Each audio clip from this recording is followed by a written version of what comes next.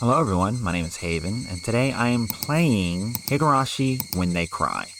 So, if you don't know about Higurashi, it's an anime series. I think it has several different series under the Higurashi name, but it's a horror game, or not horror game.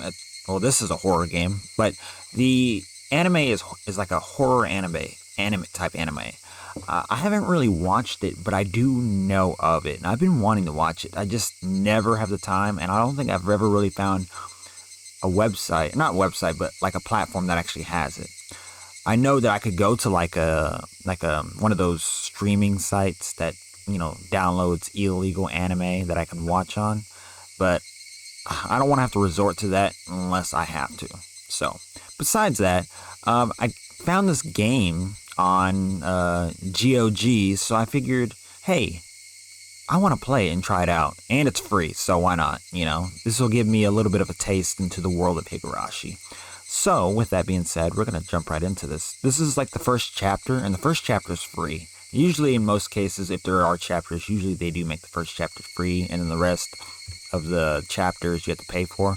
But if this is good enough, I will probably buy the other chapters. So, with that being said, let us jump right into this.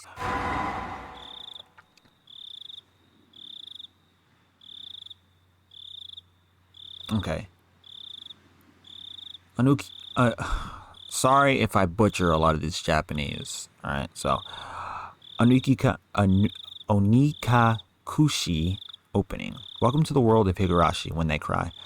The Onikakushi arc will be the opening inviting you into this world.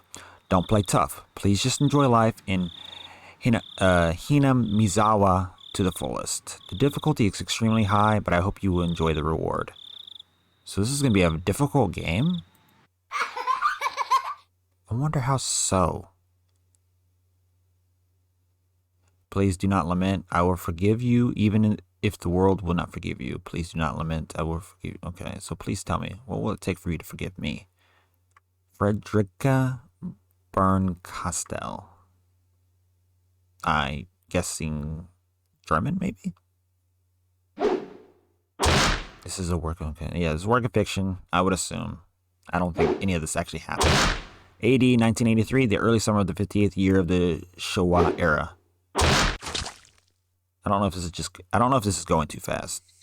If I was going to be ripped apart anyways, having my body ripped apart would have been far better. I trusted her. Oh, it makes sense. No, I still trust her. I can relate to that. Even in this very moment, I trust her. But I'm starting to realize I only wanted to trust her because I refused to accept the truth. It was as if I was trying to convince myself in such a silly, sobbing voice, and those tears making a mess of my face. That mechanical, repetitious sound finally stilled, and everything fell silent. Only the cry of the cicadas remained annoyingly loud, and yet I felt as if I could still hear her voice. But that's not possible. She is no longer speaking. I think I know what he's talking about. The only one crying is me. She never cried. Even when she repeated those words over and over, she never expressed any emotion because there were none to show. If she had no tears to shed for me, then I shouldn't need to shed any for her. Then why? This pain, my eyes getting moist. Why was this happening? I still wanted to believe I hadn't been split apart. That's enough, right? Inside me, an inner voice whispered gently. My spirits had suffered enough. And countless times I'd waver over whether I should just throw the battered thing away. Except I've stubbornly refused to do that, haven't I? I think this is going a little too fast. I feel better if I just threw it away. Even knowing that, I choose to believe, didn't I? Only I can understand this painful struggle and appreciate it. Hey me. I've tried more than enough. I've acknowledged that much. So, Isn't it alright to just take the easy way out? Besides, I'm not throwing it away. I'm leaving it behind, with her. Like flowers by a grave. Now then, calm your nerves, even though you can't feel your right arm. Just lift it up. And with every swing, forget a little more. That kindness made me happy. That adorable smile brought me joy. I liked petting your head. I loved how demure you were. Because this will be the last time. Because when I swing this down, I'll forget. This is my first and last bouquet for you.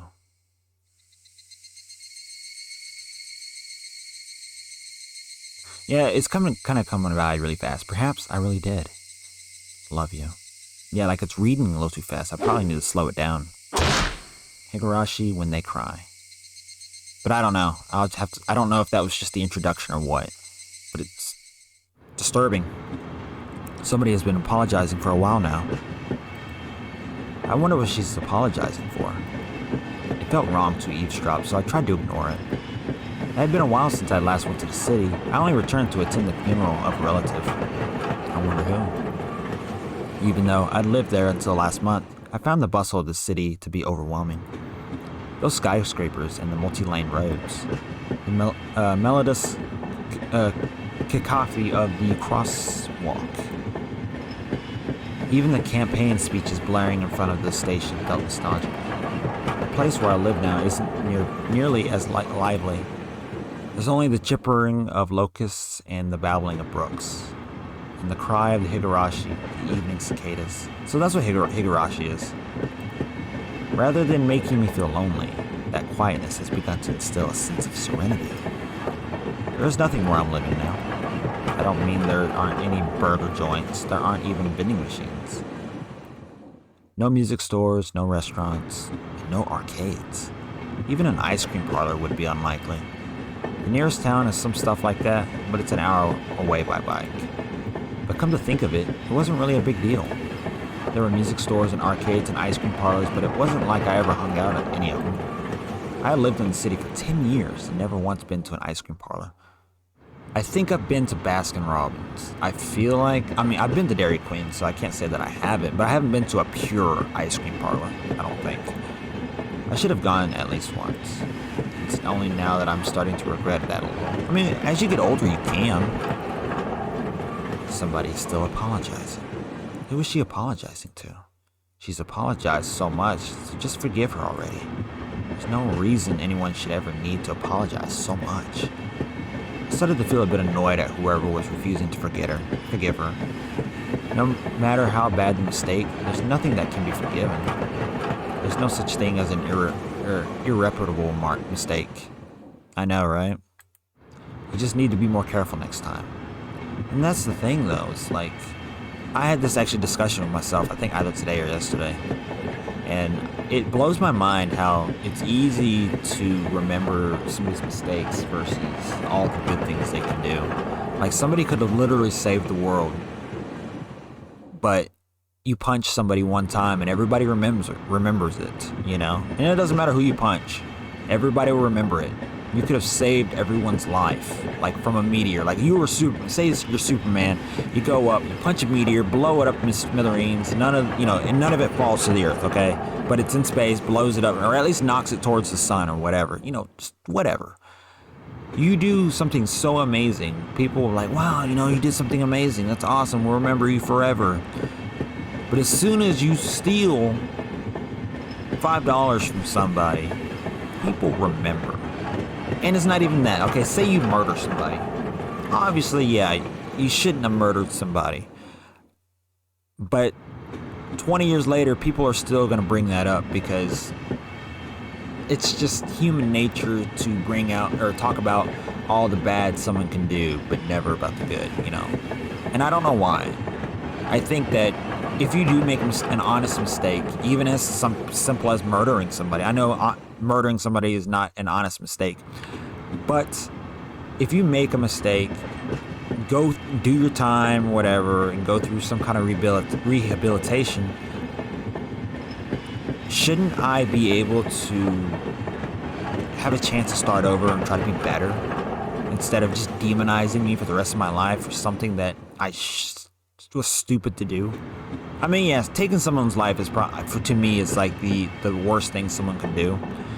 But it doesn't even have to be murder. It can be a variety of things. I think that if someone is genuinely honest about the mistake they made and have done their time, whether it be jail time or whatever, and tried to not only be a better person, but to also,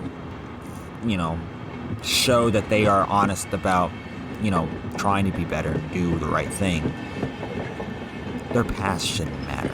I don't think it should, anyways, because at least they made the effort and they're continuing to make the effort to be a better person. But if you do the mistake and you say you do better, but you still go out and you do fucked shit, then obviously, yeah, I shouldn't forgive you and I shouldn't forget, because obviously you are going to continue to do wrong. So I mean, I don't know. That's just how I think. But we're gonna quick save here. All right. She's still apologizing, even now. Then, has she really done something that can't be fixed? I have no idea what she's done, but if it can't be fixed, then that's all the more reason to forgive her. No matter how much she apologizes, nothing will change, and that is true. No matter how much somebody apologizes, does their best to try to make things right, at least forgive them, because at least they're trying. They're showing you that they're trying. And I mean, there's some people who are never going to forgive, but at least note the effort, But even so, she keeps apologizing in such a heartbreaking voice. See, that makes it even worse. It sucks. Hey, you, the one she's apologizing to. Why don't you just go ahead and forgive her? She's apologizing in such a pathetic voice. Kichi, we're almost there. Wake up. I was finally roused from my nap by my father's prodding.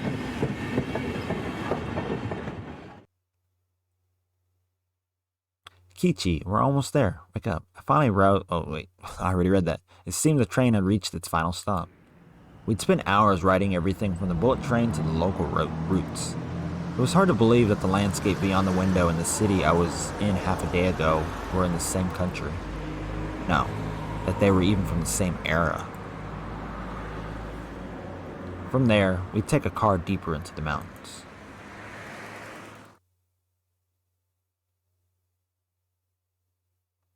I wonder who made this game. Past where the dense forest encroaching on the mountain road suddenly opened up. There, where I live now. Hinamizawa.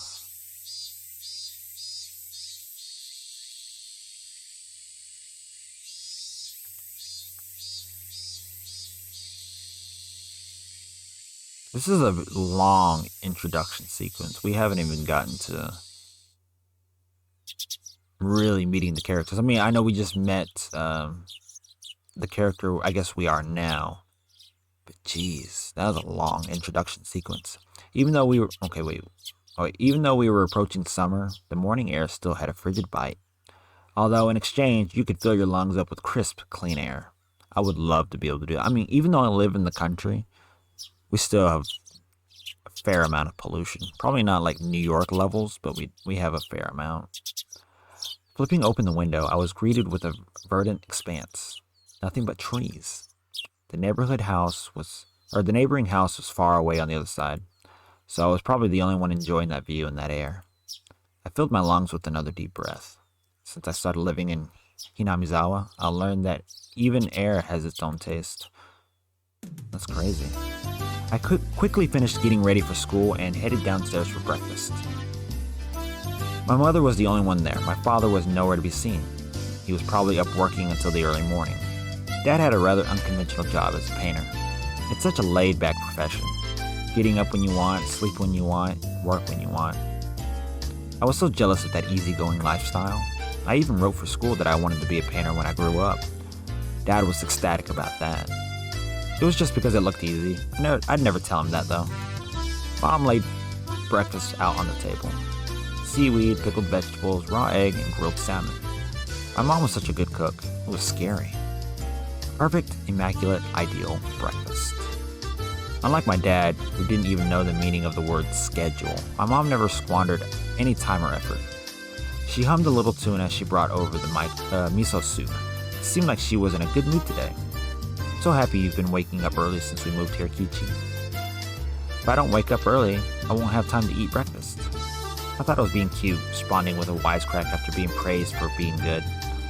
Full bowl of rice, or will half be enough? Pile it on. First, I savored the steaming hot rice with the seaweed. After that, I covered it with the egg. Between bits of rice, I enjoyed the crunch of the pickles. Not bad at all. Excellent, as usual. Watching me clean my plate, Mom gave me a warm smile. I'm so happy you haven't skipped breakfast ever since we moved here, Kichi. Didn't we just say that, Kichi? I was not a morning person when we lived in that city. I slept right into the last minute before school and rarely ate breakfast. Boycotting the breakfast Mom made me each morning, that was probably the only way I could protest being forced to attend cram school. I guess that was what you'd call my rebellious phase. I wouldn't so much as look at the breakfast she woke up early every day to make. If I could go back in time, I'd slap myself. Mindful of the time, Mom rushed me along with the wide grin. Isn't it about time to meet up with Rina-chan? Hurry, hurry. Mom really seemed to enjoy the fact that her son was going to school with a girl. Rina is one of my classmates. She really loves looking after people, coming to meet me every day without fail. The way I looked at it, a guy my age walking to school with a girl was just lame. But, well, keeping my classmate waiting for me every day wouldn't be very considerate. Seriously though, how long does Rina wait there for me every morning? Taking one last scoop of miso soup, I raced for the door. Please thank Rina-chan for the pickles. Come to think of it, those pickles weren't store-bought, were they? If I'd known that, I would have savored them a bit more. Morning.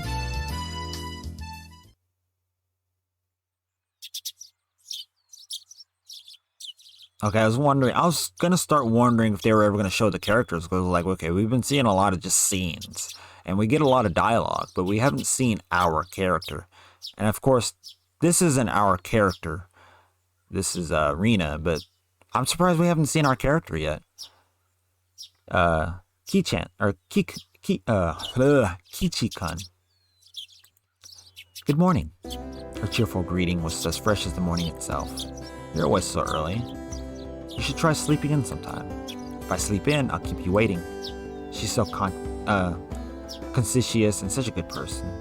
If that ever happens, I'll just leave you behind. Kichi-kun, you're so cold. I wait for you all the time. I'll leave you in the dust, without looking back.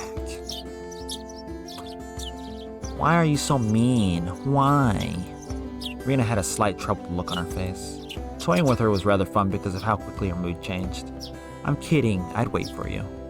With those words, Rina seemed to relax. Her face flushed bright red. Thank you. I'd wait forever until you came, Rina. No matter how long.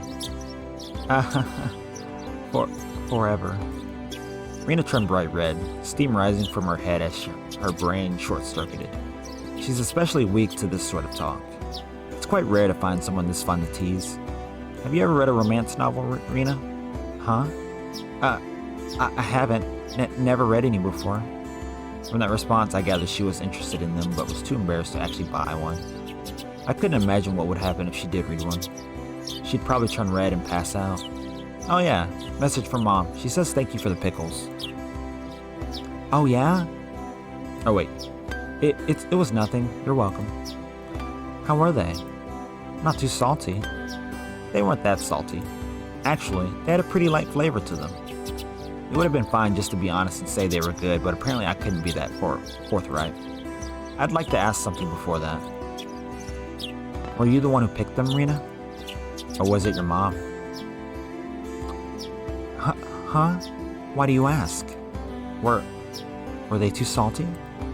Her attitude completely changed as she began to panic frantically. Was it you, Rina? Or was it your mom? Why are you asking who made them? Why? Depending on who made them, my opinion of them might change drastically. Huh? She counted frantically on her fingers, trying to remember the amount of salt she'd used to pick them.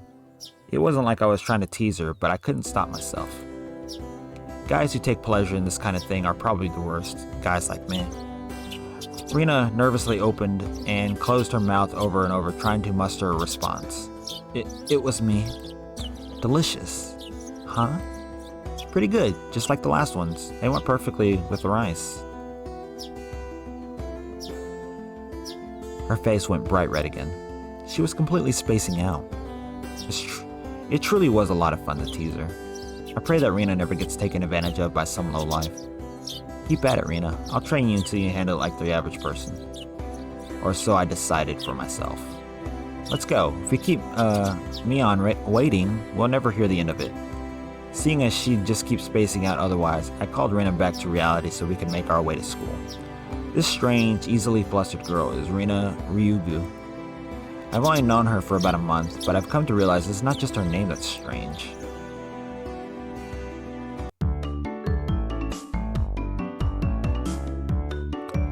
Mi-chan, good morning. Coming up to the next rendezvous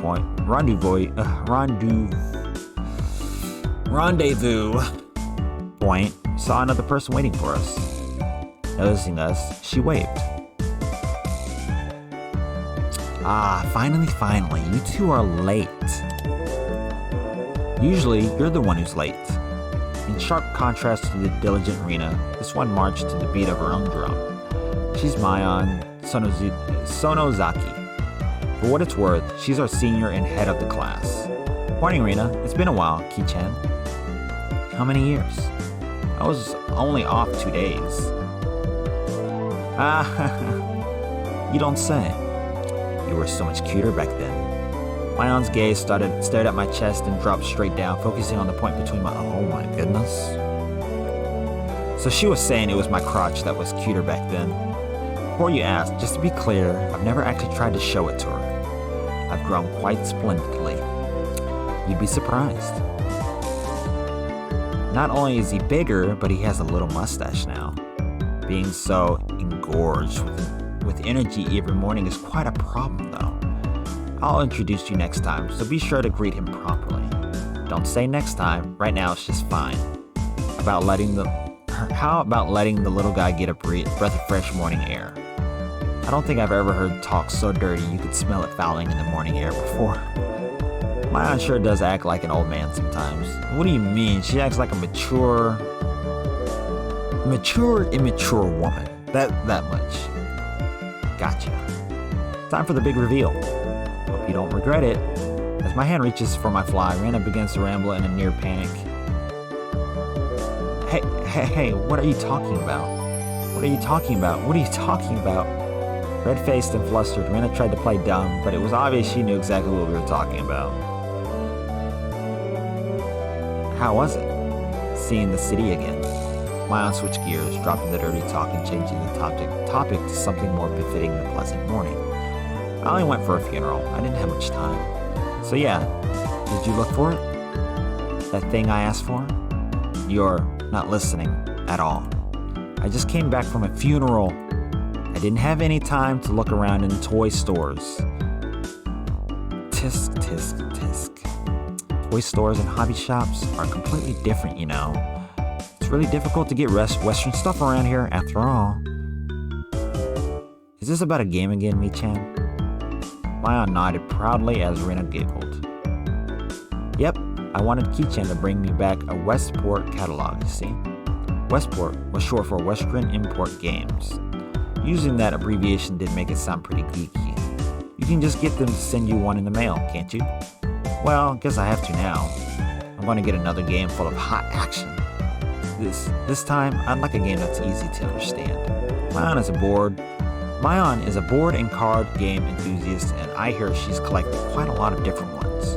According to Rena, Mion's room has kind of become a museum for domestic and foreign games. If there's a game you think I'd understand, let me play too.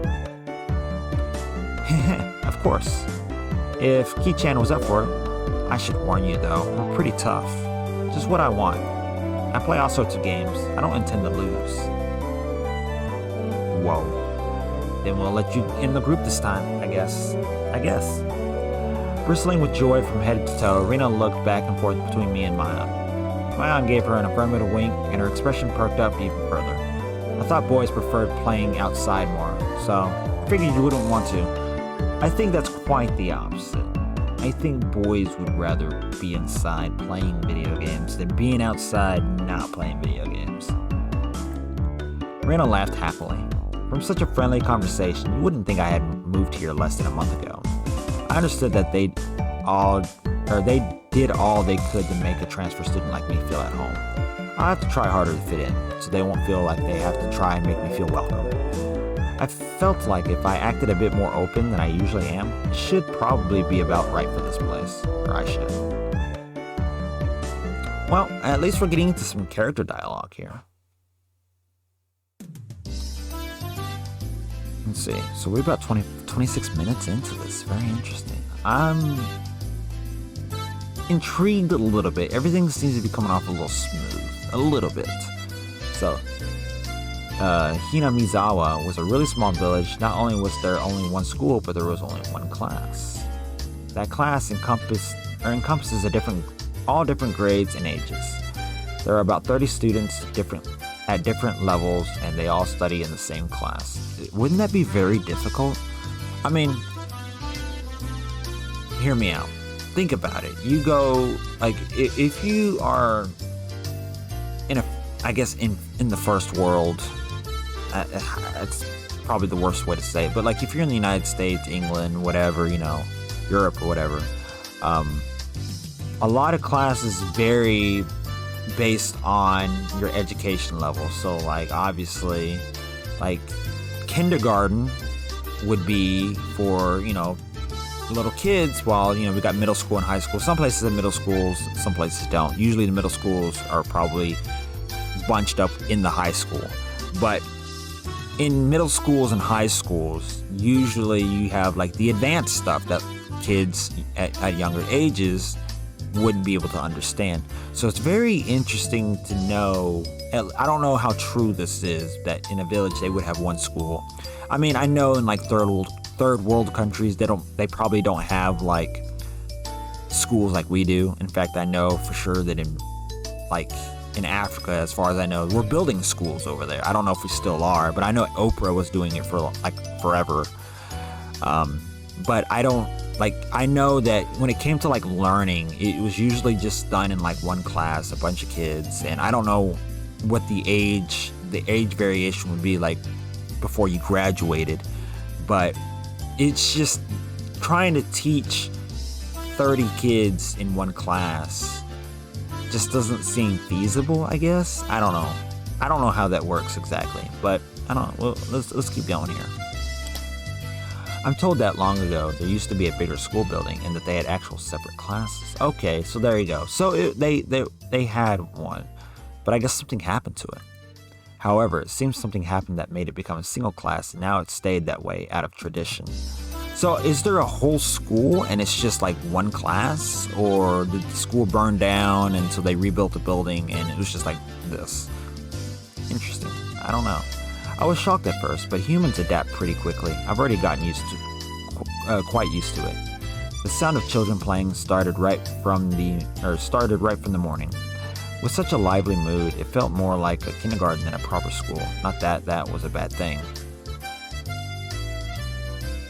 Mayan, who had been walking in front of us up until then, suddenly let me take the lead. Right in front of the classroom door. Though I was meant to slide the door open and enter the room first. Too bad, I wasn't going to fall for that again. To think you'd give up the lead here.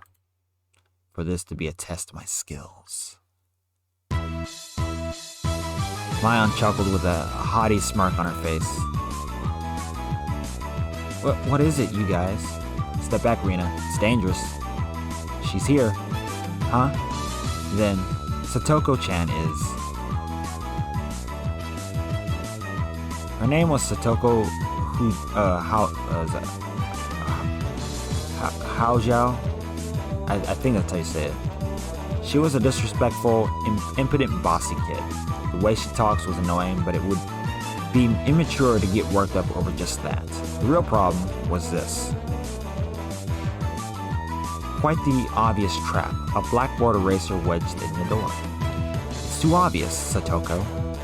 A hearty laugh came from beyond the door. Excellent, Ki-chan. I guess that means you win this round? No, this is Satoko we're talking about. I doubt this is it. After falling for such intricate traps since the day I transferred, I no longer let my guard down. Satoko liked to combine a variety of traps. Traps that were simply there to bait you into the main one. Traps that relentlessly kept coming at you like a sadistic Rube Goldberg machine, the list goes on. As well as being clever, they almost never misfire. When you least expect it, she strikes. No escape, no time to relax.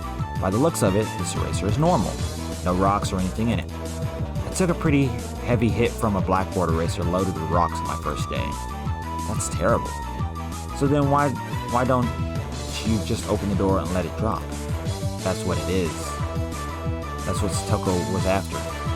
Making me focus my attention upwards, so as I lifted my hand to the door, there was thumbtacks stuck to the sliding door handle with tape, frightening trap.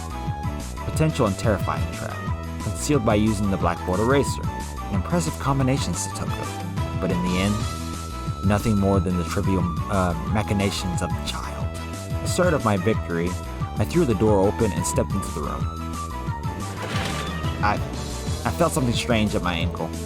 It was similar to the sensation of a jump rope catching on my leg. By the time I realized she had me hook, line, and sinker, it was already too late.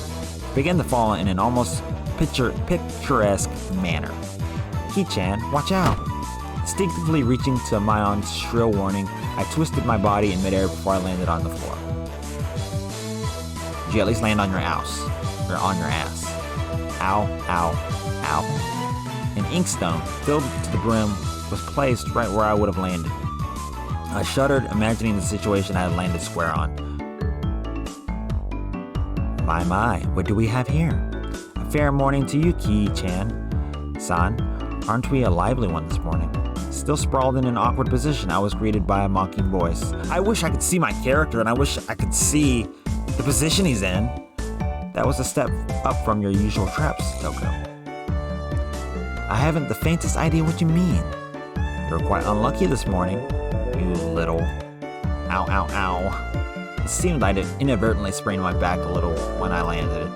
Better than landing on the inkstone. A small hand gently rubbed my head. Pain, go away. The small, dainty hand continued to gently stroke my head. You didn't sprain your back or anything, did you? If you rub it like this, the pain disappears. I thought about asking how rubbing my head would help my back, but it didn't. It's not so much about what you actually do, it's the thought that counts. Yeah, thanks, Rika-chan. The pain's going away now. Yay, Rika-chan, good morning. Good morning to you, Rina. Good morning to all. Rika-chan greeted each of us with an adorable little bow. It was infectious. Rina, Mon, and I all bowed back. You're such a good kid, Rika-chan. So much better than Satoko. I glared over in her direction. Satoko was whistling while rather deliberately trying to avoid eye contact. I am the very model of a good girl. A good girl wouldn't set those nasty traps. Nothing but lies and slander. Exactly what proof? Ugh. Picked up Satoko by the back of her collar. She looked like a misbehaved cat when I did this. But a cat wouldn't be setting traps. She's much harder to deal with. I-M-S-O-R-R-Y. Try saying that. If you won't say it, I cocked my index finger on my thumb, letting it tremble as I brought it closer to Satoko's forehead. I'm against violence. You don't even have any proof. Just so you know, my forehead flicks really hurts. It can split plywood right in half. Eek! Stop! Get away from me, you beast! Don't say that in a way people will misunderstand. A small hand tugged on the back of my shirt. She's been lonely since you were gone for 2 days. Rika-chan really is just so. How could I do anything more after being told that? I gently released my grip on Satoko, who at this point was on the verge of tears. She still had her eyes clamped shut as she braced herself for the forehead flick. She's crying, essentially. It doesn't bother me. I'm not gonna make that sound. You mustn't cry, Satoko. Keep on fighting, yeah. Rika gently petted the head of her prankster friend. You would never guess those two are the same age. I think Satoko could learn a thing or a million from Rika-chan. Next time, set an even more amazing trap. Wait a minute. As she observed the scene, Rina's expression grew ecstatic as she began to swim. How? Satoko-chan is crying. So cute.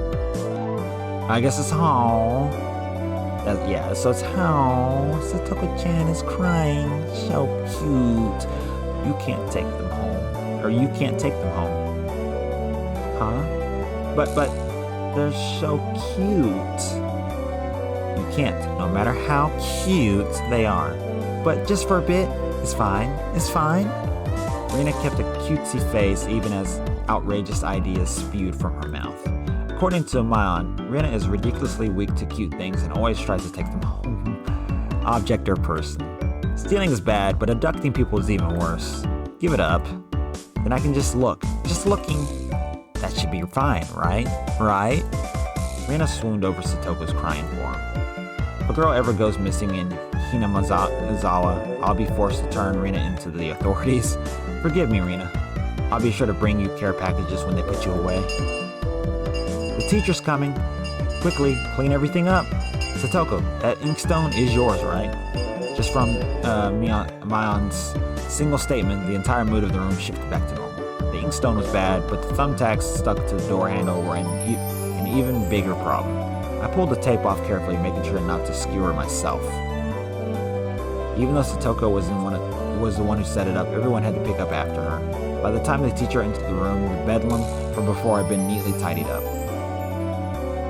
Ah ha ha, we made it in time. Rise, attention! Mayan gave out the morning commands.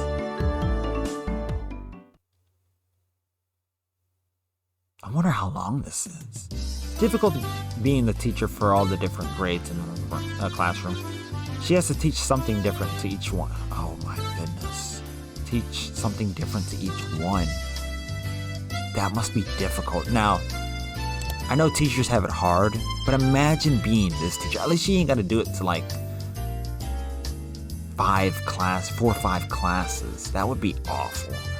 I mean, I could at least having 30 students is 30 students is remotely okay, but just imagine having one classroom, but having like 4 or 5 classes, and having to teach each student something different. That would be insane. But naturally, she ended up spending all of her time with the younger kids. Rina and Mayan, being in the highest grades in the class, ended up mostly doing self-study. They even end up helping teach the younger kids, so it seems like they can never get to their own studies. They are actually way behind where my studies have progressed to. As a result, I'm pretty much taking over for the teacher and helping Rina and Mayan with their studies. That sucks. That must be really hard. I can only imagine how, I can only imagine, like, by the time they turn 18 years old, what they know. They are basically going to be villagers unless they decide to seek a higher education. And if that's the case, like, they're going to have to do a lot of studying. Because, like, think about it. I know this game takes place in Japan, but when you really think about Japan, they pride themselves on education. Like, by the time they graduate high school, for us, that would be like graduating from college with a bachelor, like a master's degree, essentially. Like, that's how high level of education Japan is. So to see this is just insane. Like, it's crazy to me. You're a pretty good teacher, Kichi-kan. Easy to understand. Rina took a breather after finishing highlighting an important section. Teaching is making me lose confidence. It makes me aware of how shallow my understanding of the subject is. They say that to teach someone something, you need to understand it backwards and forwards. So while you're teaching us, you're getting in your own practice. In contrast, this person over here is quite, I can't even say that about things. For one, isn't she supposed to be in a higher grade than me? Look, Mayan, this is for your own good. If you don't take this seriously, there'll be trouble later on. With these marks, it's not like I'm aiming to go on to a prestigious school. I'll be fine as long as I pick up what I need to know for the entrance exams a little at a time. Her staunch defiance was really something else. This was a different type of relaxed than somebody who already knew what was going to be on the entrance exams. Mi-chan, Kichi-kun is doing his best to teach us. We need to try hard too. You're such a good and honest kid, Rina. I'll make sure you guys get accepted into a good school. What? Thanks so much. Especially you, Rina. Private lessons, just the two of us. Private lessons? A puff of smoke shaped like a halo popped out of Rina's head. It's exactly what kind of private lessons is she fantasizing about that's making her turn so red? I wish when they... hold on.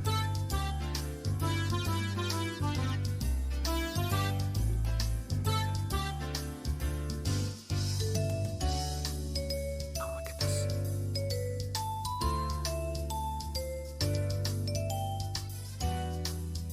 Jesus. Okay, sorry about that.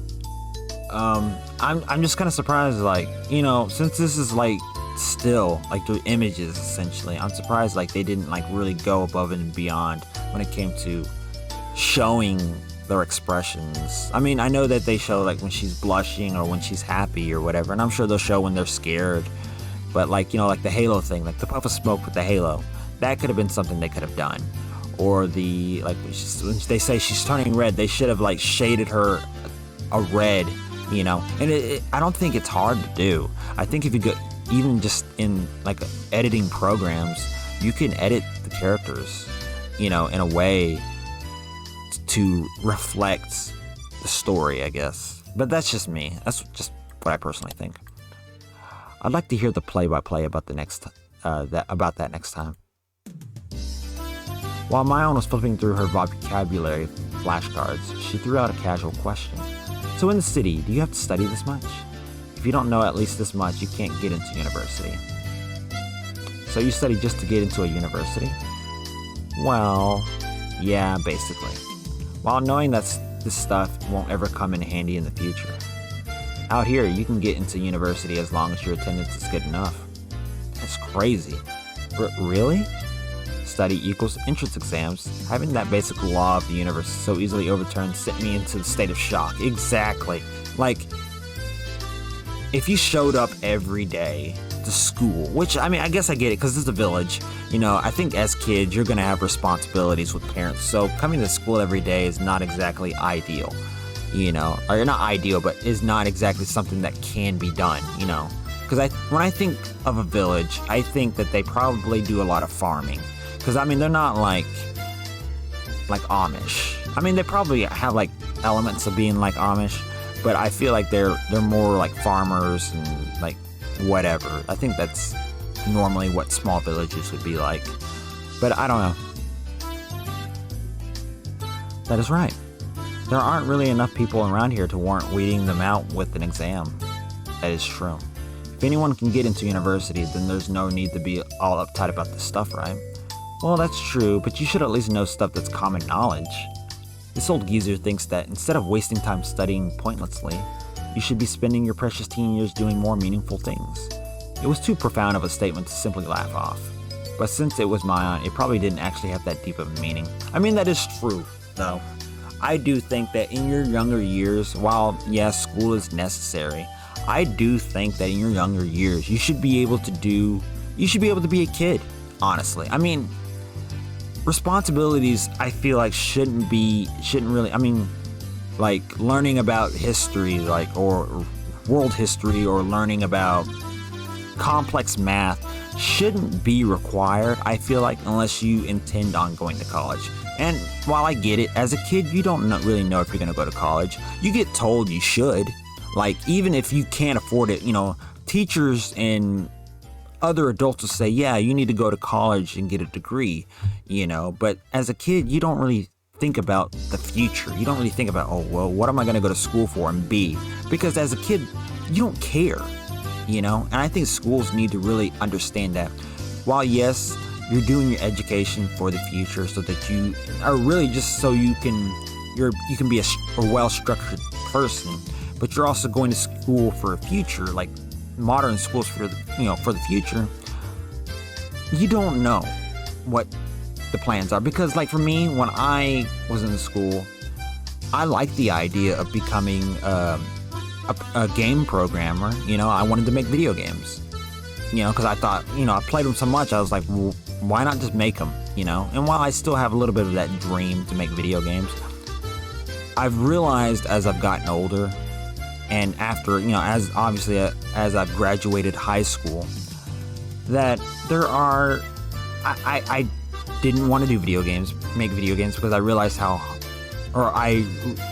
at the time that they were very difficult to make. So I was like, and it required math, which is like my weakest subject. Like, I was bad at math. I mean, obviously, basic math is whatever, but like algebra and calculus, like I didn't know calculus, but to do algebra or even pre-algebra was kind of hard. And that's due in part to having not so great teachers, but that's neither here nor there. I was probably just bad at math in general. But I couldn't be a game programmer, because I was like, wow, that just seems a little too difficult. So I was like, well, what would be the next best thing? Make movies. Oh, I could be a director. I have so many creative ideas. I have so many ideas that I think Hollywood would love, but it's very hard to become a director. I mean, at least as far as I know. Plus, like, I also wanted to be an actor as well, so it's like, it just didn't seem like it was very probable. I mean, I could still try to be a director now. I mean, don't get me wrong. But the idea of going to school for it seemed appealing. But then you think about the cost of going to college, and you're just like, and whatever. But point of my whole story is that as a kid, you don't really have any ideas of what you want to do with the future. So I think as a kid, you should be able to have more free time playing and just enjoying life as a kid than already thinking about being an adult. That's just awful. All right, so let's keep going. We haven't even seen the teacher. In place of a chime, the sound of the principal waving a handbell drifting through the classroom. Ki-chan, we're done. It's our wonderful lunchtime. In a complete 180 from her unmotivated state, Mayon gave the commands that signaled the end of the morning period. Kichi-kun, let's have lunch. I might have been making a very troubled face. Rina smiled brightly at me. All right, let's eat. There seemed to be different cliques even within the class. Most of them were divided up by gender and age, but our group was different.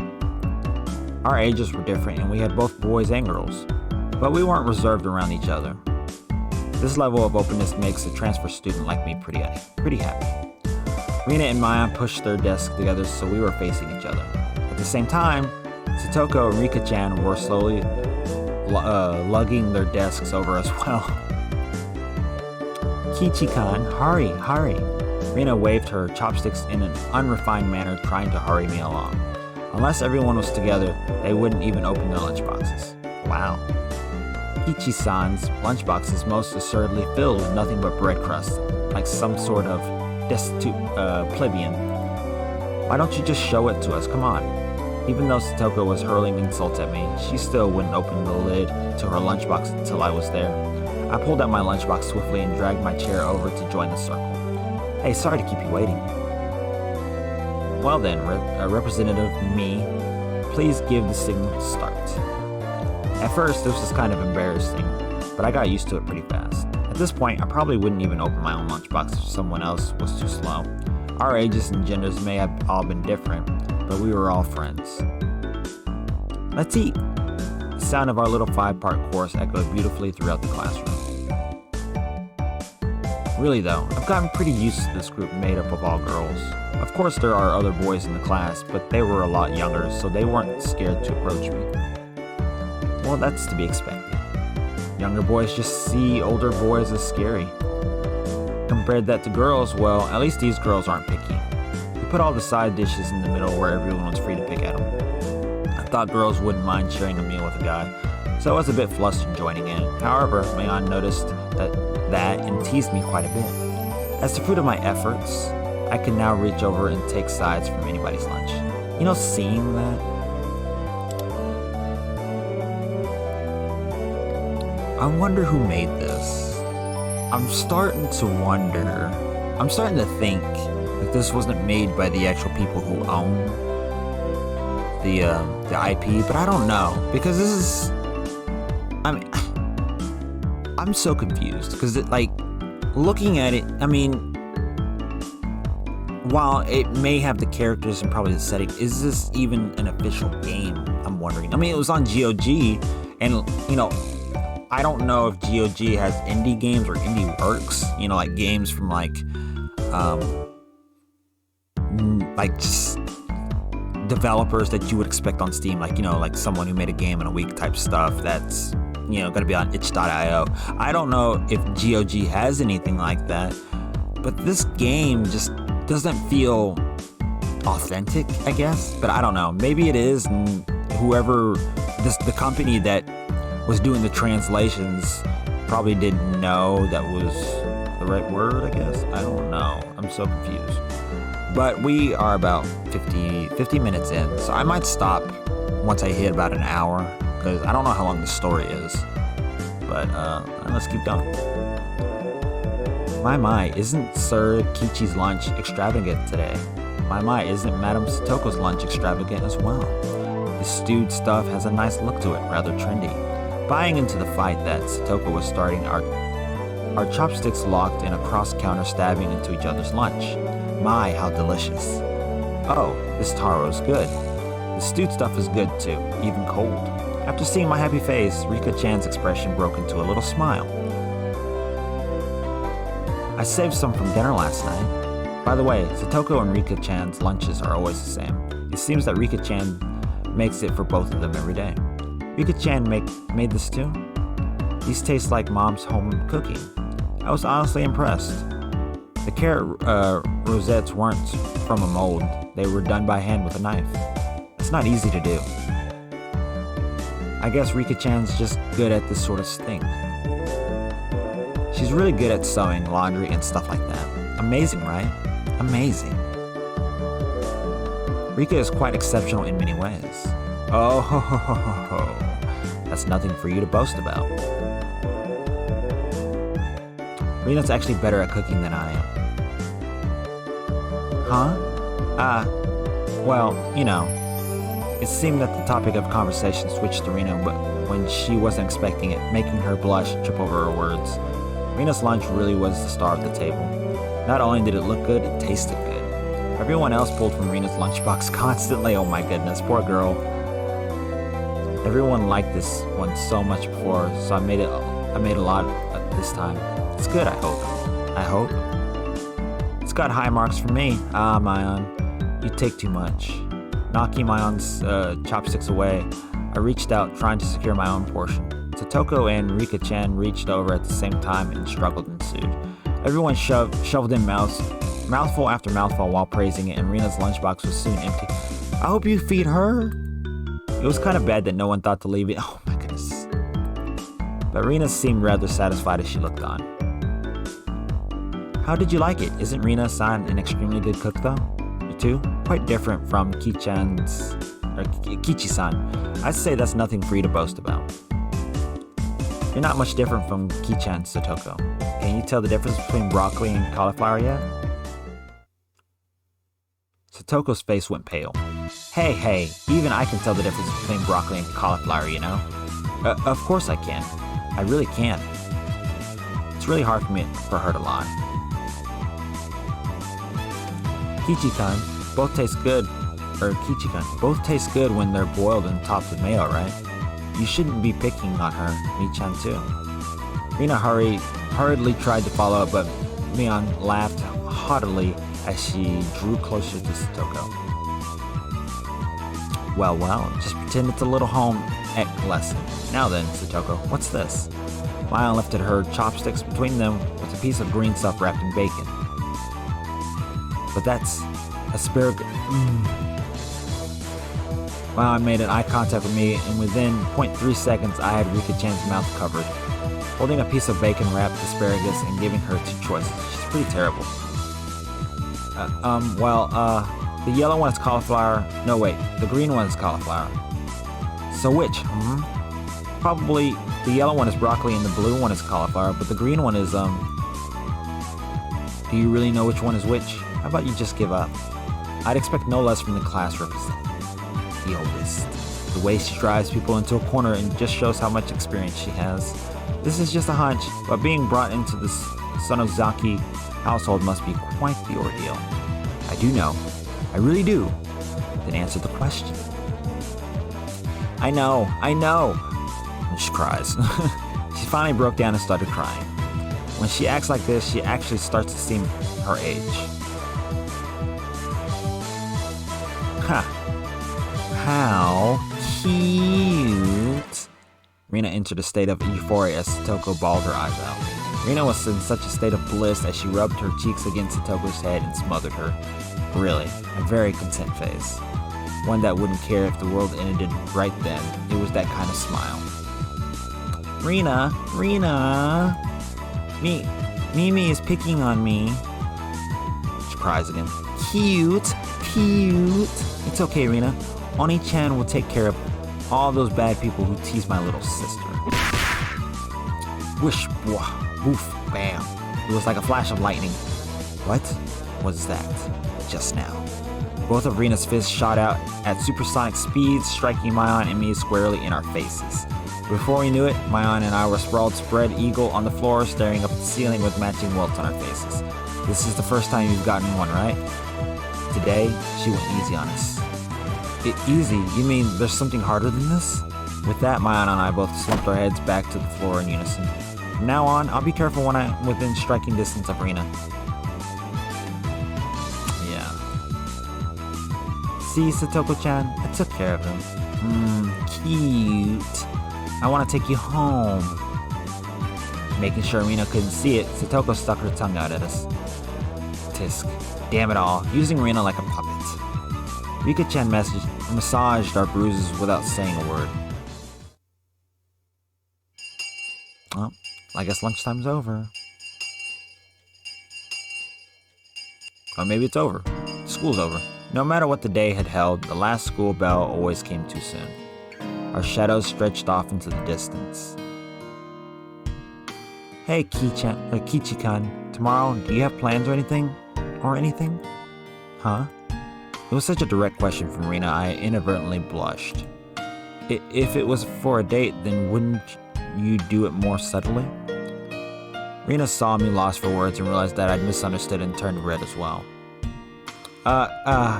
No, I didn't mean it like that, you see. So apparently that wasn't what she meant. But since it's always fun when Rina's in a panic, I went along with it a little. Oh really? So it wasn't meant that way? Huh? Playing it up, I slumped my shoulders, feigning a dejection. Kichi-kan, why are you so disappointed? Why? Mi-chan?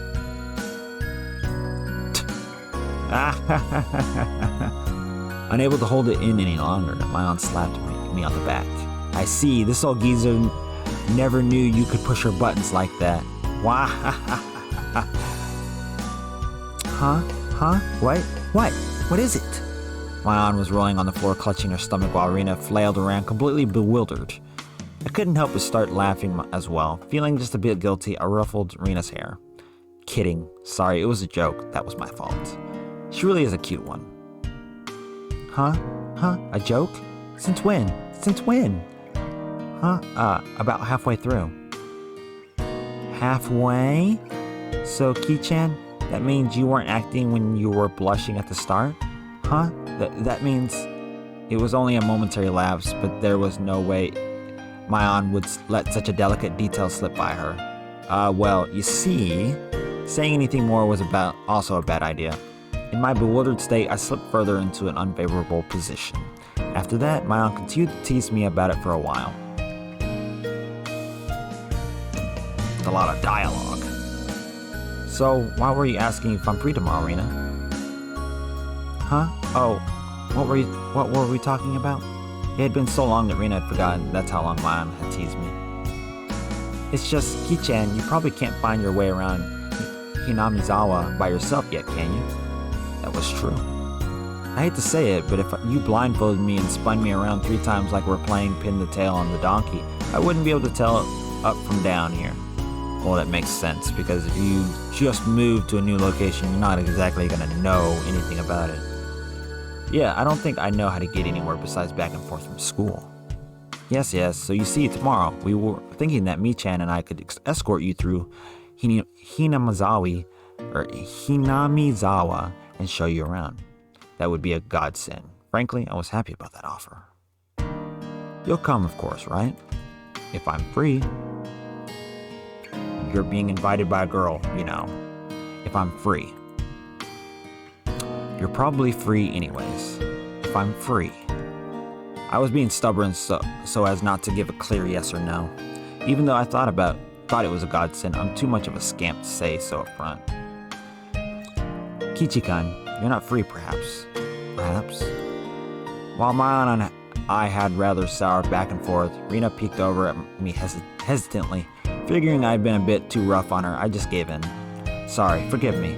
I apologize. I'm free. Great. The trepidation disappeared from Rena's face as it blossomed into a smile. Hey now. Seems like there's quite a difference between how cold you are to me compared to Rena, isn't there? It seems Mayan didn't care for how rude I was to her compared to how quickly I agreed to Rena. But her being annoyed was very interesting. So I pushed Rena forward, speeding up our pacing to leave Mayan behind. Let's go, Rena. Maybe it should just be the 2 of us tomorrow. Leave grumpy old Mayan behind. Huh. Whoa. If Kichi-kun is okay with that, then I'm the one who came up with the idea to take him around. Don't ignore me, Maibara. It'd be great if the 2 of us could go on a picnic together. Should we bring a basket, Rena? If we're bringing a basket, I'll make all the food, maybe. Maybe.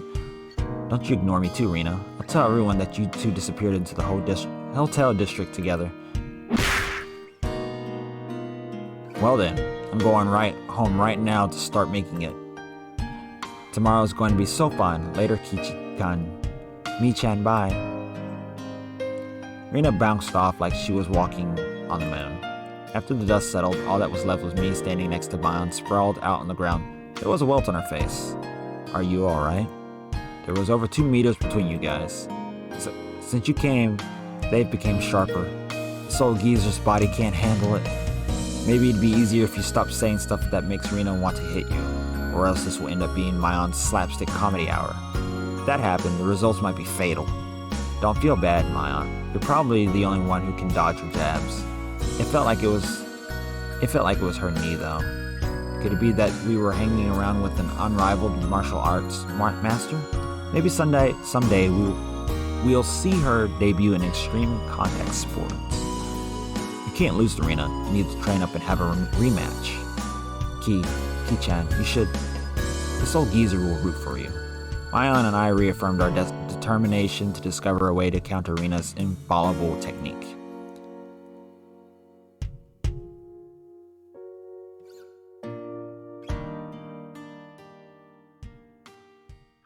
A lot of dialogue. If it keeps going, I'm just gonna save. You have received new tips. We're in a mixed grade. We don't have a uniform.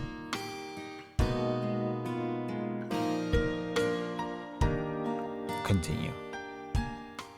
What are the tips for?